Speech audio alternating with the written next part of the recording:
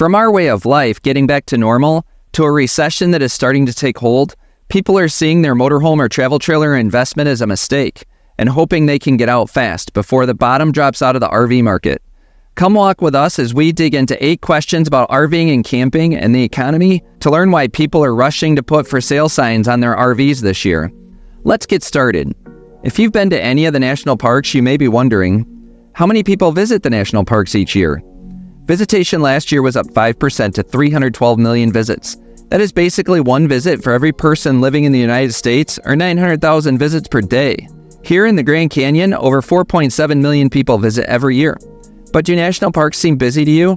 They should, because most of those visits occur during the summer when kids are on break from school and all the national parks are open. Parks in the northern part of the country, like Glacier National Park, essentially close for the winter. So most of the visits occur in about 4 months of the year when people are RVing and camping during their summer vacations. But people are having a hard time getting into parks.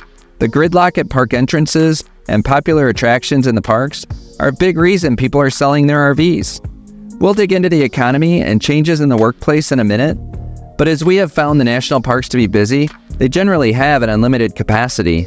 RV owners know that campgrounds are in limited supply. So, how hard is it to make a campground reservation these days? We spent the last 3 years camping at Gulf State Park in Gulf Shores, Alabama for spring break. We enjoyed the park each year, and these views bring back so many great memories. But I don't think we are ever going back.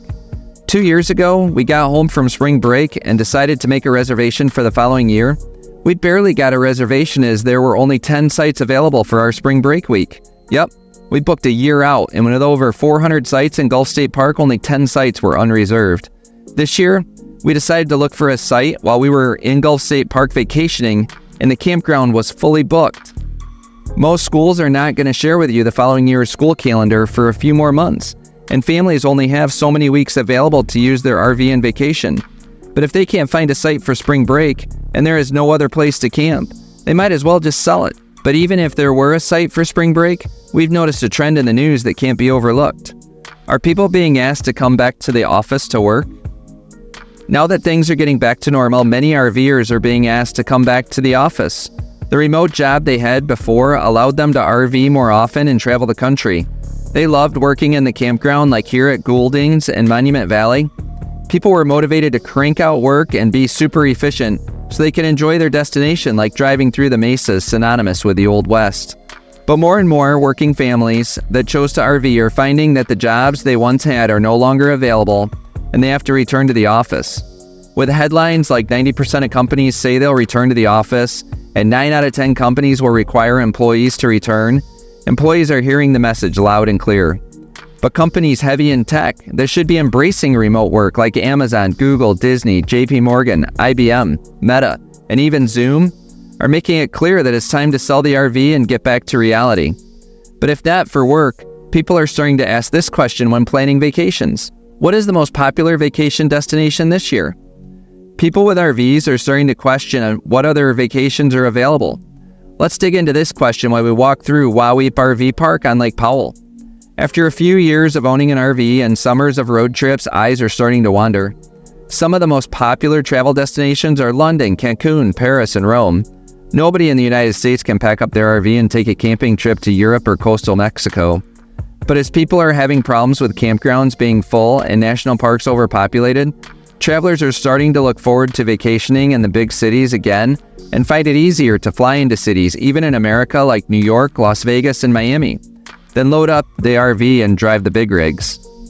The big draw with flying is that parents aren't required to drive, and they don't need an RV to travel.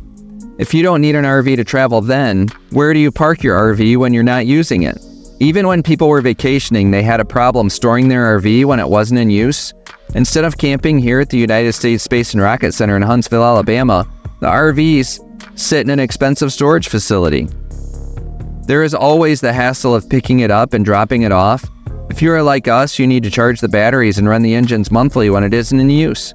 Indoor storage is expensive, but outdoor storage puts the RV at risk due to weather, and you have to buy and maintain an RV cover. Do you know what an RV cover is? If not, we'll put an example in our description.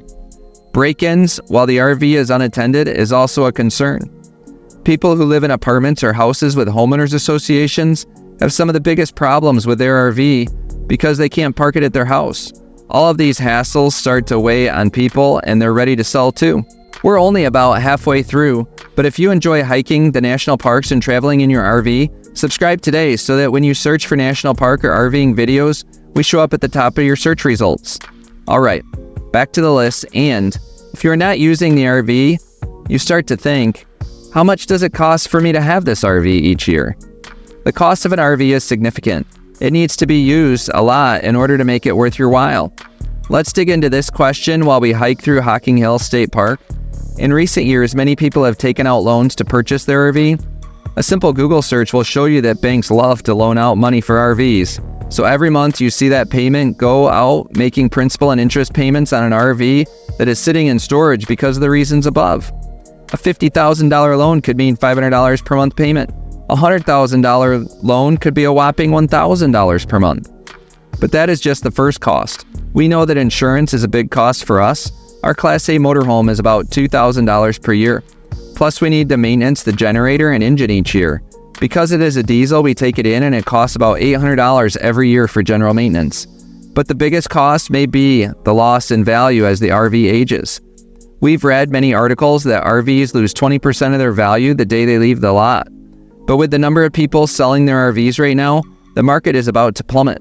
Do you want to be the last one to put your RV up for sale as this trend gains momentum? Let's go to Zion National Park for our next topic. The value of the RV might just be what families need right now when people ask, are we in a recession? RVs are a bellwether for looming recessions. This past year, new RV sales are declining over the prior year. We've seen articles from the RV industry that new RV sales are down 16%. This is showing that we are headed into a recession. People have less disposable income even while they are maintaining good employment. We talked about more people being required to go back to work and fewer people are looking into buying RVs. But many people are just struggling with inflation. Food prices are up, clothing costs are up, insurance is more expensive, and any type of service like auto repairs and plumbing are increasing significantly. So not only are people required to go back to the office, to jobs they don't like, their purchasing power is a fraction of what it once was. With all these costs going up, bank accounts are declining and credit card debt is surging. But what do a lot of people have that might help them when their wallets are empty? Their RV. Either the RV has value and they can sell it to free up cash to help pay their day-to-day bills, or the costs of owning the RV are luxury items people can get rid of. Either way, rising costs on everyday items and the economy is forcing RV owners to sell. But if people haven't sold for the reasons above, many are starting to question, how do you know if RVing is for me? This is the burning question in many RV owners' minds right now. RVing is a way of life. It takes you to places like Garden of the Gods in Colorado Springs, Colorado, which we are hiking here. But the cost of an RV makes it a luxury item for many. As they see the RV sitting at the storage lot, people are planning their travel plans for next year while trying to figure out how they are going to afford their credit card bill this month. So the best part of RVing is the camping and adventure you can have in the great outdoors. But it is the vacation method for people who love to travel with their pets. With an RV, people can sleep in their own bed every night and don't have to worry about hotels. If you love hiking the national and state parks and just get excited about exploring a new natural location, the RV is a lifeline to where you find your bliss. Or maybe you have the RV so that you can park at your family's house during holidays without having to impose too much. But some people RV to travel to their kids' sporting events or NASCAR or college and professional sports. But not everyone loves RVing. They got into RVing unsure whether they would like it. But after a few years, the RV seems more like an anchor to other vacations than wings that set them free. And so the RV is going to have a for sale sign in it. Why are you selling your RV? Let us know in the comments. But after all this, if you're still looking forward to the next RV vacation, watch this video next.